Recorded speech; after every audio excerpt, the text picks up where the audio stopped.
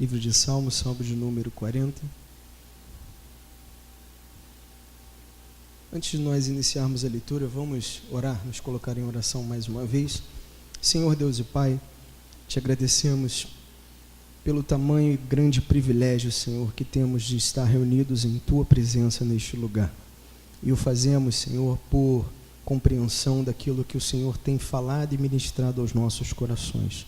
Para tanto, Senhor, nessa manhã, nossa mente estará aberta, nosso coração estará receptível para ouvir aquilo que o Senhor tem a falar a cada um de nós. Contamos com o auxílio do Teu Santo Espírito para iluminar, Senhor, a nossa mente, para guiar, ó Deus, as nossas vidas a caminhos seguros nessa manhã.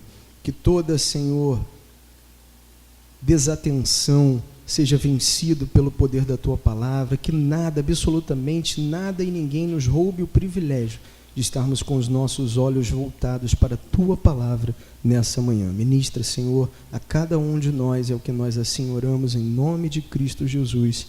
Amém e amém. Na nossa versão que usamos na igreja, tem o mesmo significado, mas nessa manhã eu gostaria de utilizar a Almeida atualizada, mas você pode acompanhar, é o mesmo contexto. Diz assim, o versículo 1, apenas o versículo 1. Davi, inspirado por Deus, ele declara: esperei com paciência pelo Senhor, e ele se inclinou para mim, e ouviu o meu clamor. Na nossa versão diz: coloquei toda a minha esperança no Senhor, e ele se inclinou para mim. Mas na versão que eu utilizei diz: esperei com paciência pelo Senhor, e ele se inclinou para mim e ouviu o meu clamor. Nessa manhã eu gostaria de compartilhar com os irmãos um pouco a respeito disso, que é citado por Davi nessas palavras, nesse salmo. E uma das palavras mais difíceis para a nossa realidade, para a realidade dos nossos dias, é essa palavra, é a palavra espera. Existem diversas situações que desafiam a nossa tolerância quanto à angústia de esperar. Esperar talvez o resultado de um exame, de um diagnóstico. Esperar talvez uma resposta a uma entrevista de emprego. Esperar talvez até mesmo a resposta de alguém pelo WhatsApp depois que aqueles risquinhos ficam azuis, e nós não temos essa resposta. Mas a grande questão nessa manhã é a seguinte: e quando Deus nos faz esperar? E quando é Deus que nos deixa esperando? O que nós podemos dizer? O que podemos falar? Quando Deus talvez parece demorar em fazer alguma coisa ao meu e ao seu favor. Talvez aquela oração que foi feita e não foi respondida. Talvez quando pensamos que Deus esteja atrasado, ou talvez esteja indiferente à nossa súplica. Como nós podemos compreender que Deus de fato está no controle das nossas vidas, de tudo, de todas as coisas, que Ele se importa conosco, quando na verdade Ele parece não fazer sentido? Como a gente pode encontrar uma resposta para essas indagações? Há um texto muito conhecido, acredito eu, pela grande maioria dos irmãos, que ele pode trazer um alívio para os nossos corações. Eu gostaria de compartilhar esse texto com os irmãos nessa manhã. Abra sua Bíblia comigo em Jeremias, no capítulo 29. Jeremias, capítulo 29.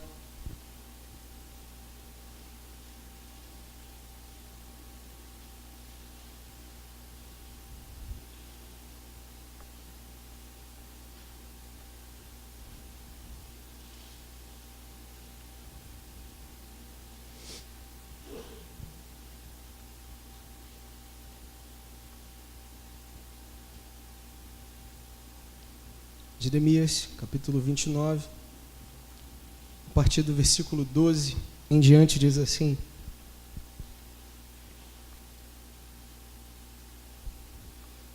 Então vocês clamarão a mim, virão a orar a mim, e eu os ouvirei.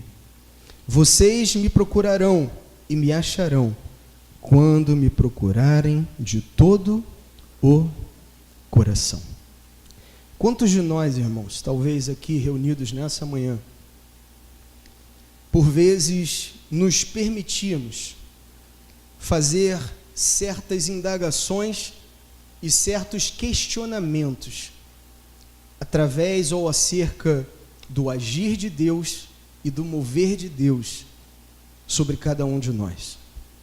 Quantos de nós talvez já não se deparou em determinadas circunstâncias ou situações em nossas vidas, onde nos questionamos dizendo: poxa, por que Deus não fala comigo? Por que Deus não aparece para mim?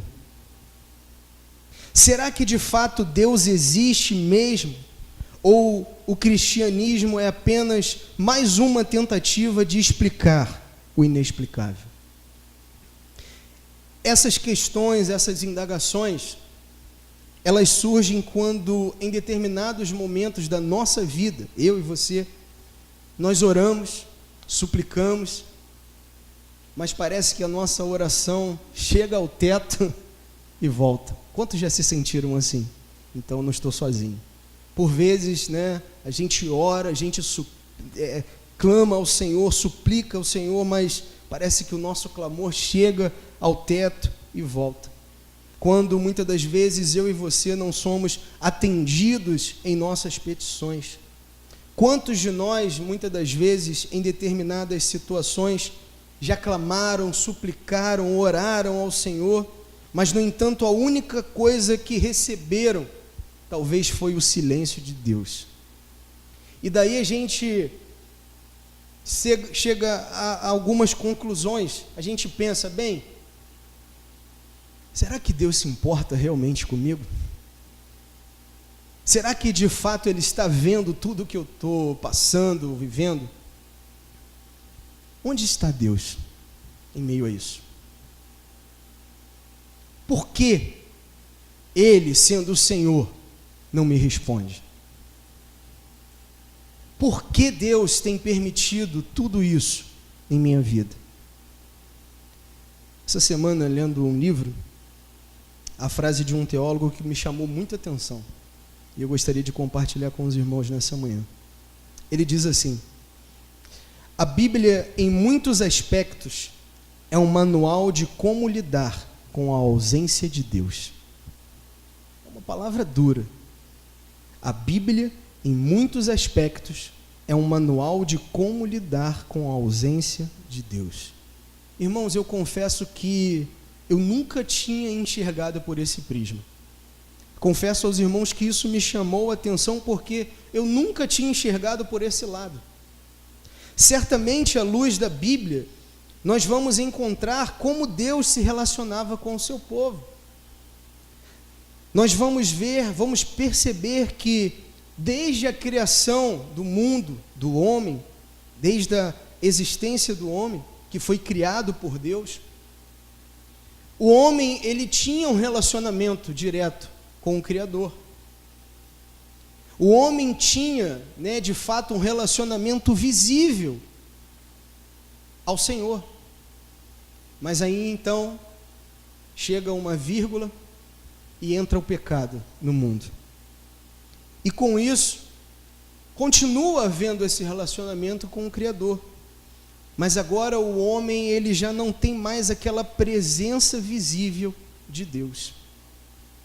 E por vezes eu e você somos questionados por situações que vivemos, o porquê muitas das vezes Deus não fala conosco, o porquê Deus não atende às nossas petições, o porquê muitas das vezes não somos respondidos em nossos clamores. E a gente fica tentando compreender o porquê disso, o porquê Deus permite isso. Só que, ao nos voltarmos à palavra do Senhor, nós vamos perceber claramente que Deus, ele se relaciona com o seu povo, que Deus fala com esse povo que ele mesmo estabeleceu. Por exemplo, voltando um pouco à história, quando o povo ele estava sendo conduzido à terra prometida, de forma clara, direta, objetiva, de forma aparente, vamos ver através da história que através de uma nuvem, né, acredito que a maioria dos irmãos já tenham lido isso, Deus falava com o seu povo. Deus indicava, lhe mostrava a direção, o caminho. No contexto antigo também da época, todo sacerdote, ele possuía umas placas em seu peito, né, utilizado do Turim e Tumim. O que é isso? Seriam pedras, e o brilho dessas pedras, elas indicavam a resposta de Deus em situações importantes para o povo. E com isso nós podemos nos perguntar o seguinte: bem, tudo certo, irmão, até aí, conheço a história. Mas será que a clara palavra de Deus aumentou a probabilidade, então, de obediência do seu povo? E nós vemos, à luz da palavra de Deus, resposta para essa indagação.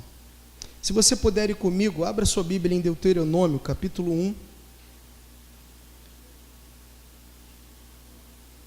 Vamos voltar um pouquinho.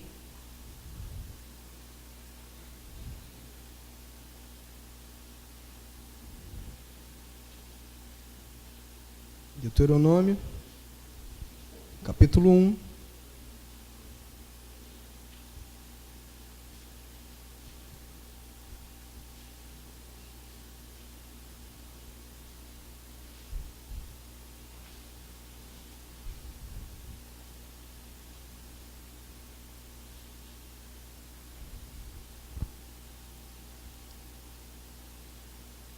Deuteronômio, capítulo 1, versículo 42, a narrativa diz assim: Mas o Senhor me disse, diga-lhes que não subam, nem lutem, porque não estarei com eles. Serão derrotados pelos seus inimigos. O que está acontecendo aqui? Qual o contexto disso? O povo está diante dos amonitas, e a dúvida do povo seria: bem, vamos ou não para a peleja?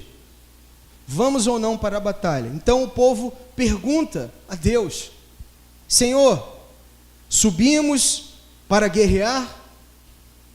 E a resposta de Deus é bem clara. A orientação de Deus é: diga-lhes que não subam nem lutem, porque não estarei com eles. Serão derrotados pelos seus inimigos. Pergunto a você, meu querido irmão e minha querida irmã, nessa manhã: foi clara a orientação de Deus aqui? Sim ou não? Sim, foi clara. Mas olha o que acontece nos versículos seguintes, 43 e 44, diz: Eu lhes disse isso, mas vocês não me deram ouvidos. Rebelaram-se contra o Senhor e com presunção subiram à região montanhosa.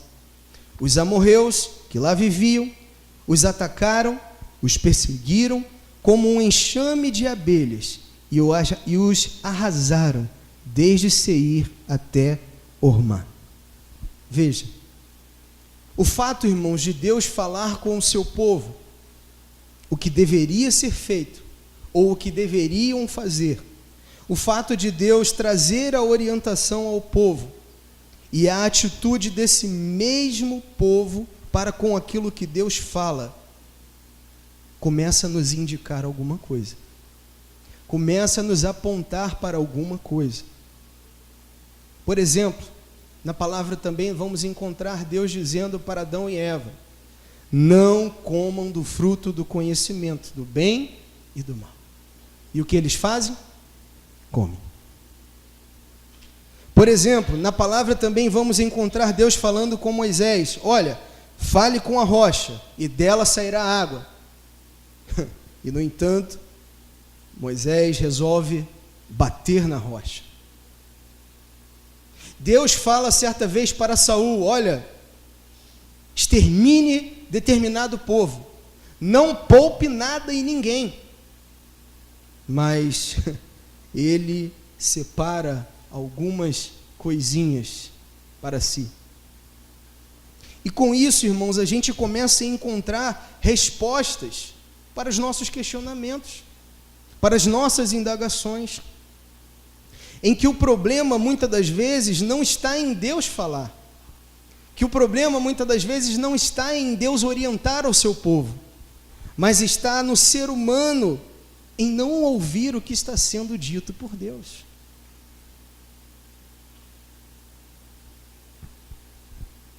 A pergunta que nós poderíamos nos fazer ao ler talvez esse texto seria a seguinte: por que lutar com um dilema de escolhas conflitantes quando Deus já havia solucionado o dilema? Quando Deus já havia dito o que deveria ser feito? Por que dar um passo de fé quando Deus já havia garantido os resultados?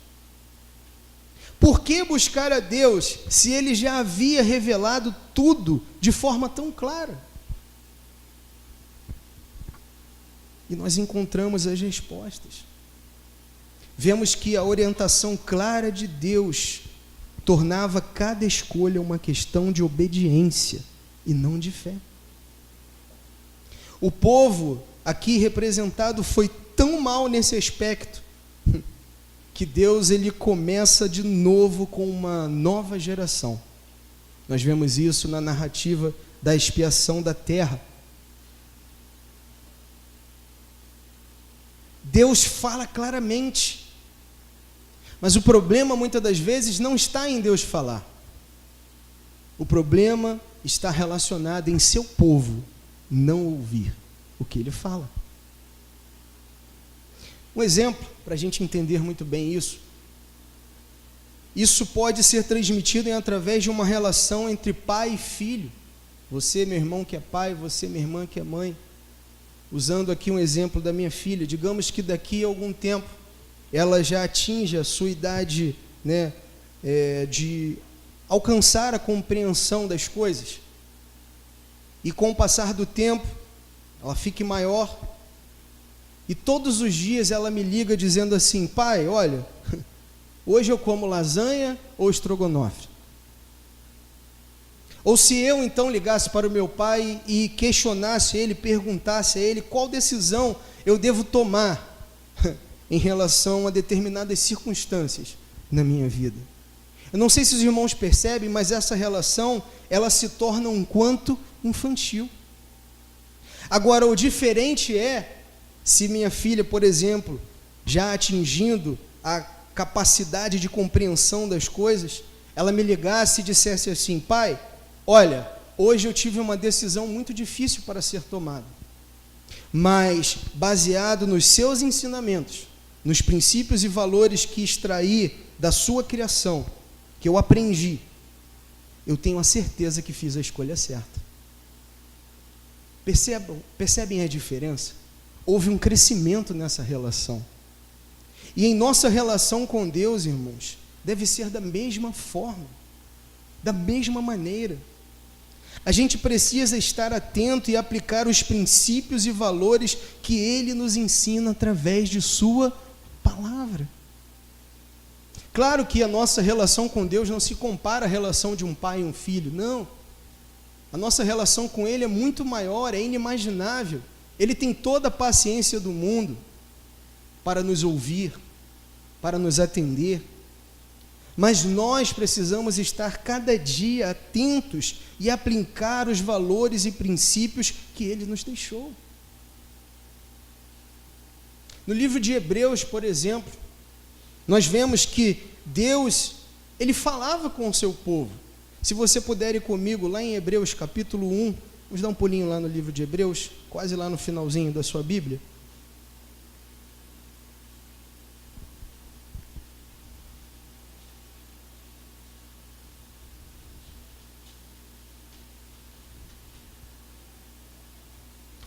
Livro de Hebreus, capítulo 1,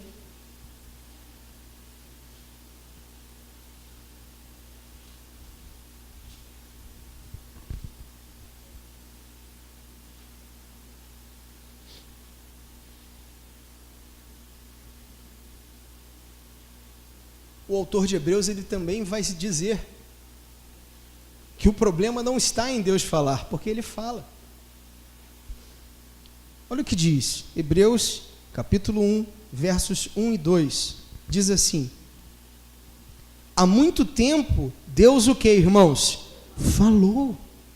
E não foram poucas vezes, olha o que ele diz: há muito tempo Deus falou muitas e de várias maneiras aos nossos antepassados, por meio dos profetas.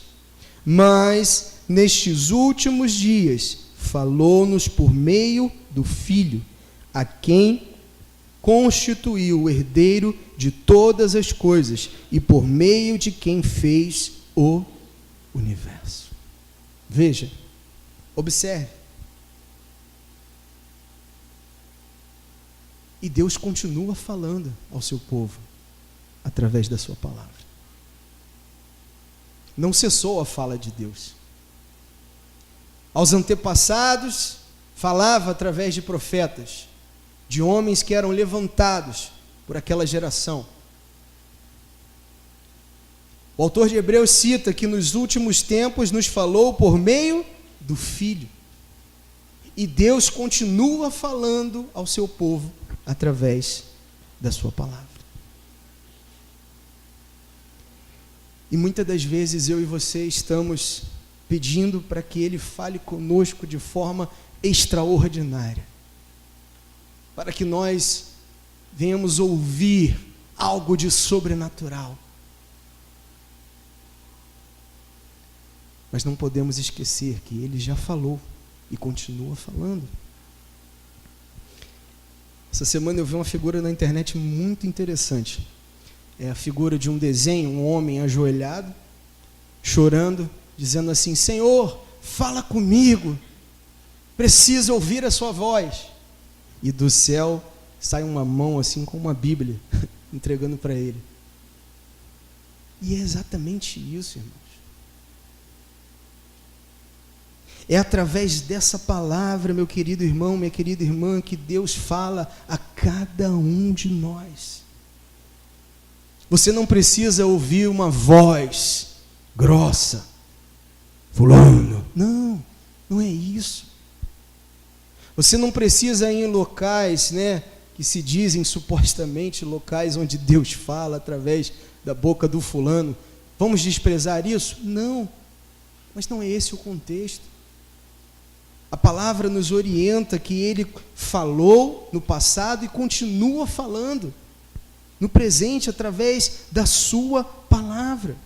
É através dessa palavra que há relacionamento entre a criatura e o seu Criador.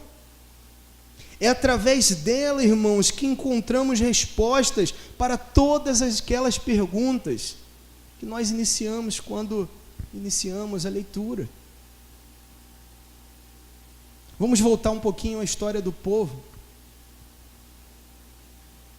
Quando o povo está sendo conduzido a Canaã, a terra prometida.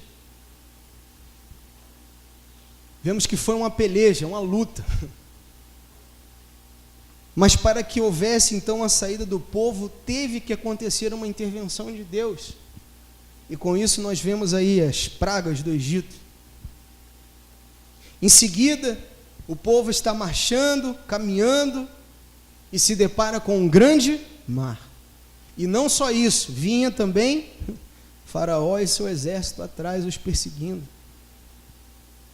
E o que nós vemos? A intervenção do Senhor abrindo o Mar Vermelho. 3 dias no deserto caminhando, nós vemos também o acontecimento das águas de Mara. As águas que eram amargas e se tornam doces. O povo estava com sede e há a intervenção do Senhor nessa situação. Mais à frente vamos ver as águas em Refidim. Mais à frente o povo caminhando, está com fome e só tinha um problema, eles não tinham o que comer. E Deus providencia o maná dos céus. Mais à frente nós vemos Deus se manifestando no Monte Sinai a Moisés, seu servo, E enquanto Moisés está lá em cima, recebendo de Deus os mandamentos, o povo está lá embaixo, olhando, vendo o monte, chacoalhando. E o que o povo faz? Esse mesmo povo constrói um bezerro de ouro para adorá-lo. E com isso tudo, irmãos, o que nós podemos perceber?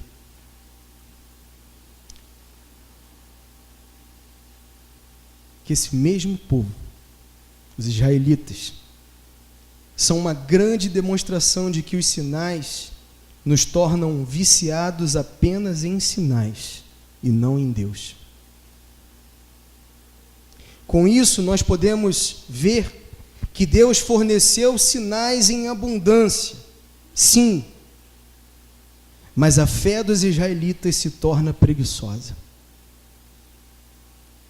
Com isso, nós vemos que Deus age através do tempo que Ele mesmo criou. Mas a grande pergunta é, bem, irmão, até aqui tranquilo. Mas o que eu fico muitas das vezes indignado, indagando-me, talvez é porque nos dias de hoje nós não vemos a operação de Deus com tantos sinais e maravilhas como no passado. Por quê? Não consigo ver isso. Justamente porque Deus, Ele age de acordo com o tempo que Ele mesmo criou. Se você folhear a sua Bíblia de capa a capa, você vai encontrar lindas e maravilhosas narrativas da intervenção de Deus para o seu povo. Vamos, nessa manhã, exercitar a nossa mente. Peço até a sua ajuda. Quantos milagres nós vemos? Nós vemos aí o dilúvio, Deus começando novamente, salvando ali aquele povo. Nós vemos lá o fogo descendo do céu no Monte Carmelo. Nós vemos ali, através da oração de um profeta, um machado flutuar sobre as águas. É ou não é verdade? Me ajuda aí, vamos lá, mais. Muralhas de Jericó que ruíram através de um grito, do grito do povo. Nós vemos um corvo alimentando ao profeta, um homem. Nós vemos aí o livramento na fornalha de fogo. Nós vemos o livramento na cova dos leões. Nós vemos o retrocesso do sol. E entre muitos e muitos outros, contidos aí na sua Bíblia e na minha Bíblia. Por quê? Porque Deus age de acordo com o tempo que Ele criou. Talvez eu e você ainda não tenhamos visto isso.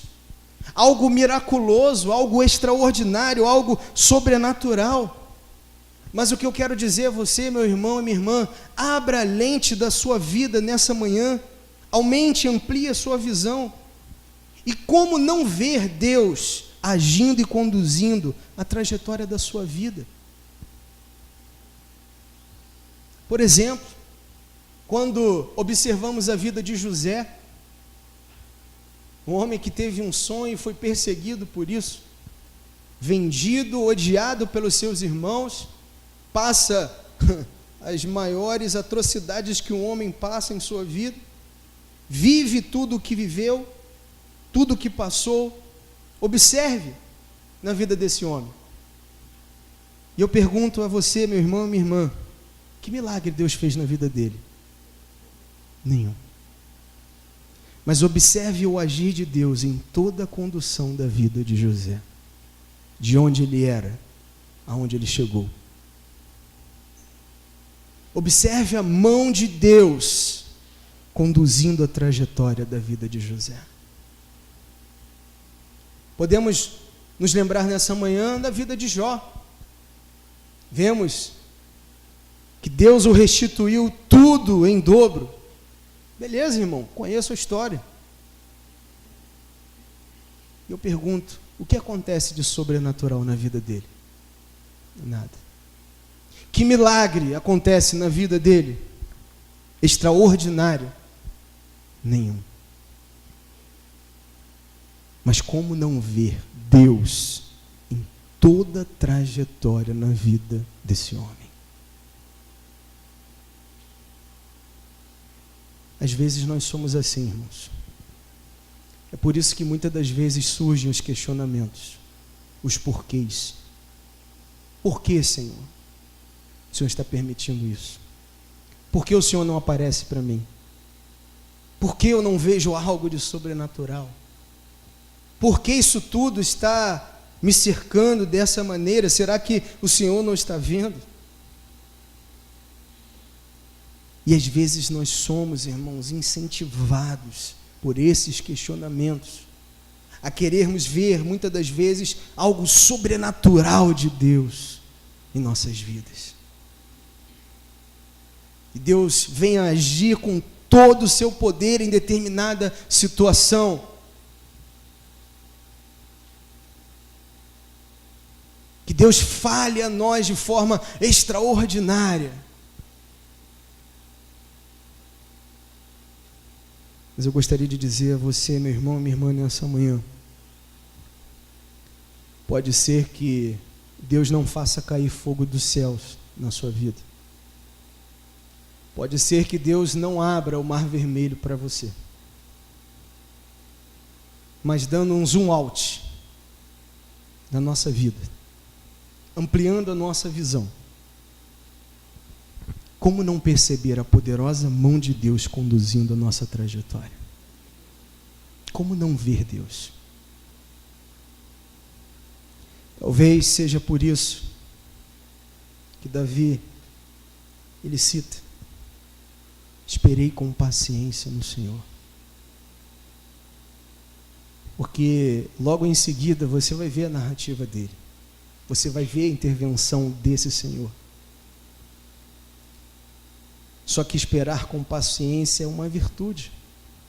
E muitas das vezes nós não estamos aptos a isso. Queremos tudo como numa forma de um miojo instantâneo, em 3 minutos. Por isso Davi, ele vai dizer: esperei com paciência. Como se ele estivesse dizendo: eu sei em quem estou esperando. Embora pareça demorado,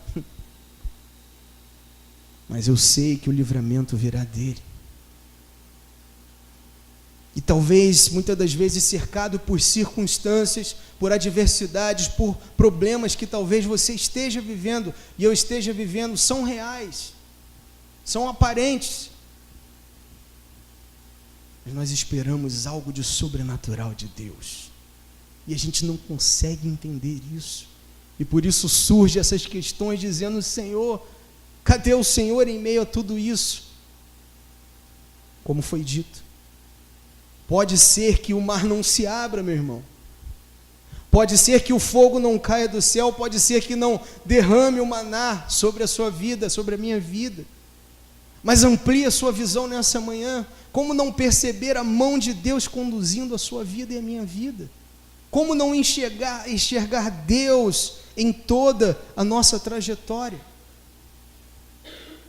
E por que digo isso? Porque Paulo, escrevendo aos Romanos, capítulo 8, versículo 28, você pode ler com mais calma. Ele vai dizer: sabemos que Deus age em todas as coisas para o bem daqueles que o amam, dos que foram chamados de acordo com o seu propósito. Sabemos que Deus age. É verdade, mas não no seu tempo, não no meu tempo, no tempo que Ele criou.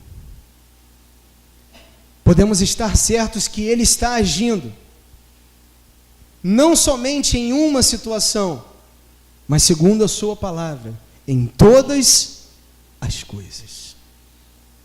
Para o bem de quem, Paulo? Para o bem daqueles que o amam. Para o bem daqueles que foram chamados segundo o seu propósito. Por isso, meu irmão, minha irmã, Desenvolva essa virtude nessa manhã. Espere no Senhor com paciência. Espere no Senhor, porque certamente depositando nele as nossas expectativas, as nossas esperanças, certamente seremos atendidos.